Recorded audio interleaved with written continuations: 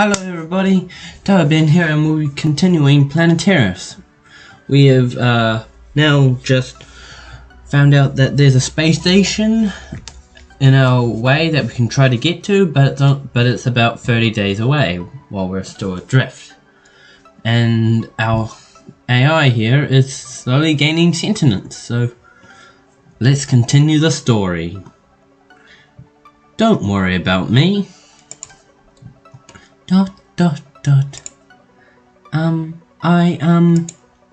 She was acting all sudden nervously. I was thinking my mention of cryostasis must have struck a nerve or something like that. As well as our cryostasis has been knocked out. What was the deal? She must have handled trips like these by her lonesome all the time. Can I ask you something? Huh? That caught me off guard, but sure. What do you need? Sorry, I was just thinking, and her head turned to gaze out the windshield again. She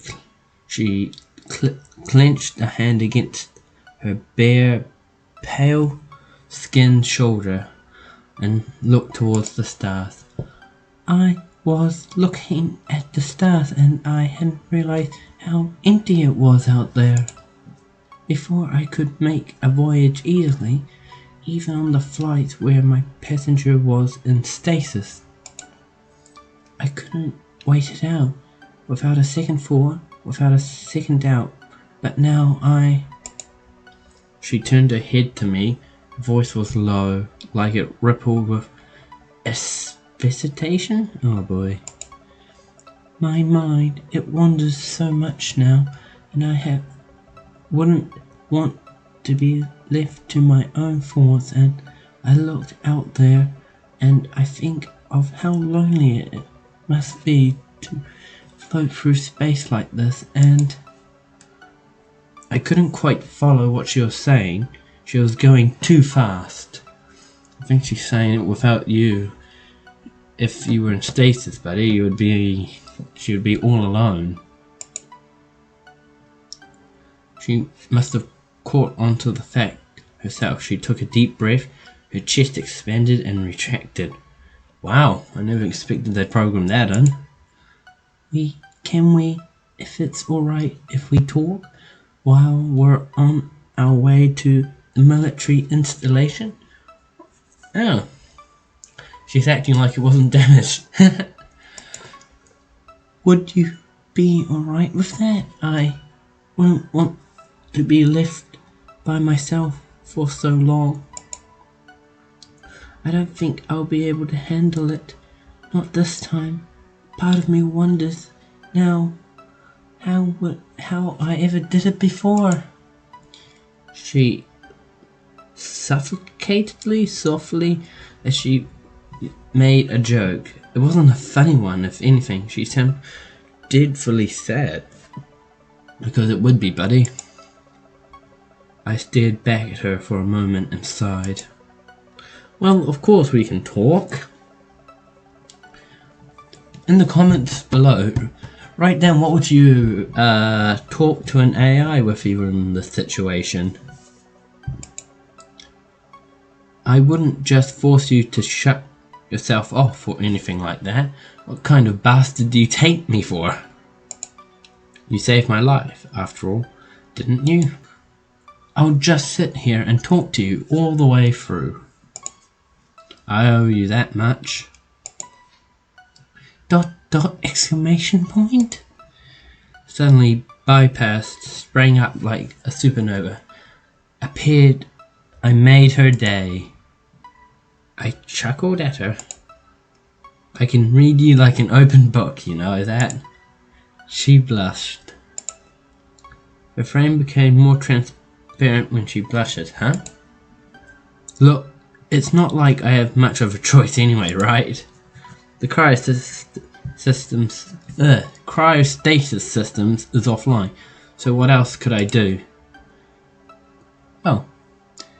just sit there whistling for a month, pretending like you're not there, watching my every move. I respect the privacy of my passenger. You, but you've got to get us out of this mess, alright? I'm no pushover. I just still don't find being stranded in dead space to be practically fun. Oh boy. Alright, I'm counting on you. Oh, of course, sir. I'll try my best. You have my word.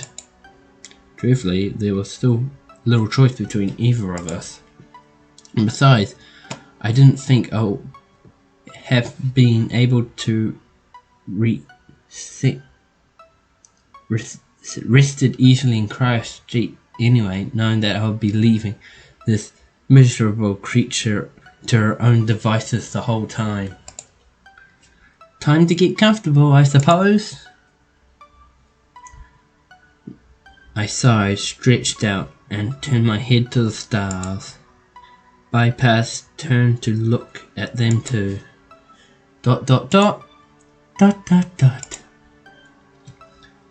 This was going to be a long trip.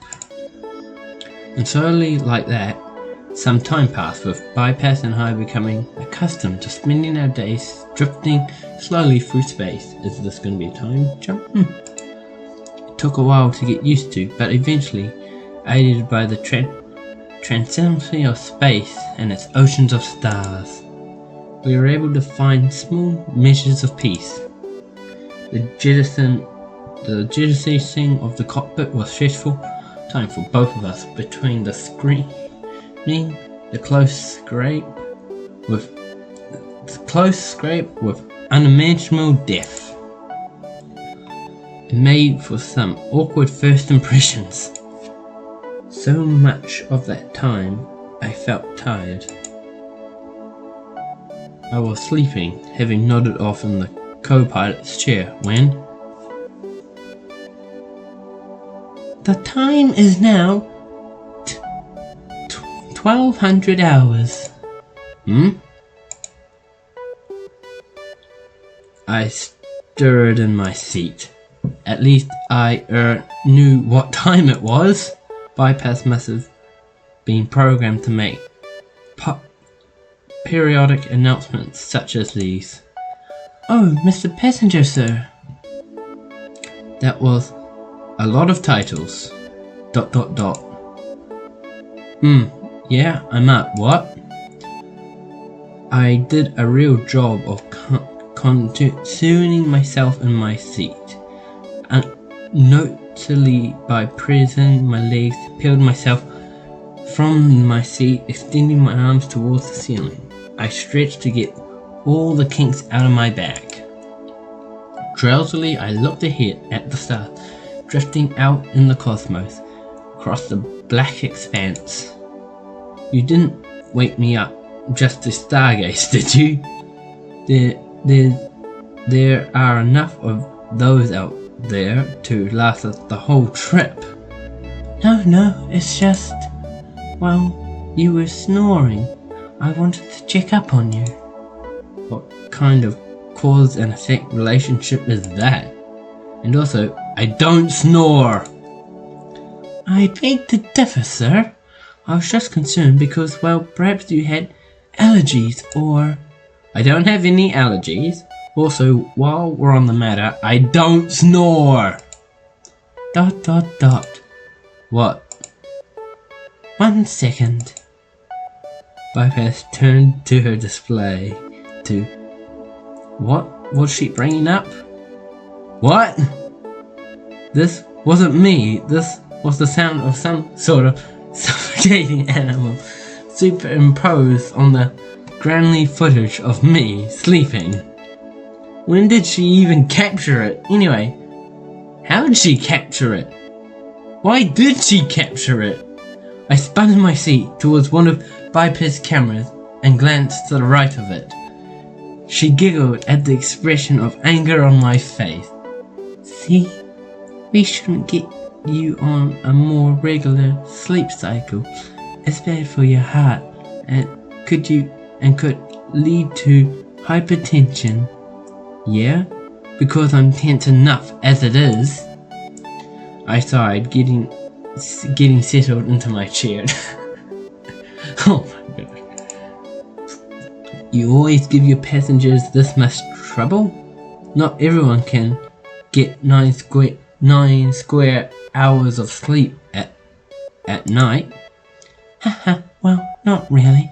Given the circumstances, though, I could bear to make an exception for once.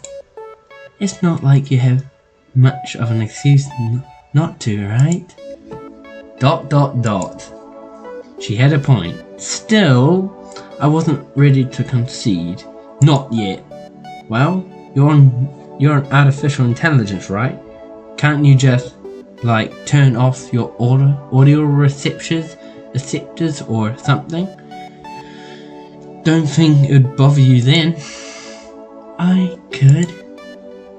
Kinda creepy to record all of that. In any case, not gonna lie. I thought you said you don't watch me sleep. I don't. Not at all. It's for security. Security reasons. I can't change that. It will be a breach of protocol. She was insistent on the point. I didn't know artificial intelligence could blush. She was getting so embarrassingly squirmy, so visibly frustrated, I laughed in her face. Alright, fine, I get it. I'll try to get some more sleep. It seemed to satisfy her. A small, warm smile crept across her face. So what have you been up to then? I hope you've been doing more than watching me sleep. Very funny, actually. Well, I've been combing through our database restrictions. It's funny, they've always been here, and I hadn't really ever engaged with them in the past. Database? Yes, the standard in all outgoing Titan transport systems. Trillions of archaic documents stored electronically inside a holographic layer of each vessel. The database is indirect for the purpose of our external ambassadorship. It's a compilation of digitally preserved artifacts dating back to the times of old Earth. Huh? They go that far back, do they? Hard to believe that every dinky little spaceship like this one carries full context of humanity's cultural footprint. It's a wonder they managed to fit it all in here. It's a little romantic, don't you think? What? Like candlelight dinner romance? No, nothing like that. Like ideologically? I don't quite follow. It's incredible they fit so much together and all, but it's like, well, you know, when mankind first landed on the moon, orbiting old Earth. Of course, it's a galactic citizen holiday built to measure all their footprints. It's a hard thing to not learn about. She nodded. Of course, and the lunar plane that preserves theirs too. Men from the planet Earth first set foot upon the moon in July 1969 AD. Oh my gosh. Now, that might be right, I don't know. We came in peace for all mankind. It was a message for visitors from aboard. Even when man first broke through the skies to the stars, they looked beyond the veil to find others like them.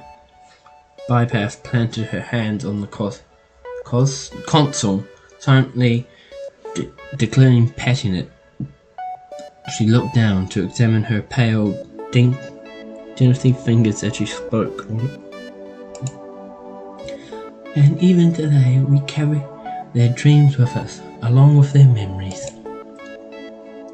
Their dreams of meeting travelers like us, just like from a different walk of the world. I think that's really incredible. That's the sort of romantic I was thinking about. ... The dreamy look in her eyes was down. She stared out in front of the cockpit. For how long had she been staring out into the stars like that? It didn't help much that I was buying into a wishful pose a little myself. It was a whimsical and startling, but I couldn't think of a better reason a public transport fleet for commuters would be outfitted with all known human knowledge. Maybe something to read? I could put that in there for that. I opened my mouth to respond and tried to shoot her down, but honestly I couldn't. I didn't have a better idea, and well, I have not been able to live with myself. Kind of lousy to trample on the imagination of a naive, innocent girl, artificial intelligence or otherwise. I turned my gaze to the stars out in front of me, opening the change of subject. I don't suppose you've met any strangers, distant travelers yourself, flying about in outer space? Who other than you? Bypass giggled warmly. I rose my eyes a little. Sadly no, but there are maybe 50 million spacefaring vessels from Titan Transport alone currently making their rounds across map space. If any travelers encountered one of us, I'm sure they would well meet with a generous gift. I wouldn't terribly mind if one of those millions swung by to pick us up too. That was a sadder, smaller laugh than the one I would like to hear. So, with the sum of all human knowledge at our fingertips, what do we do with it? ... She had a steady look in her eyes. Have you ever taken a look at them yourself before this? The database? No, actually, reading through them was never part of my duties. They suited me fine. There was always enough for me to do, ensuring the safety and pleasant voyage. A straight lance answer, as I expected. What wasn't expected, though, was the way her eyes focusedly hungered lustfully at the console. But now that you mention it... yeah, I'm gonna leave this here. We should now be going to look at the human history. So there might be some naughty stuff in there. Oh well, if you enjoyed the video, please leave a like, and if you want to see more, please subscribe.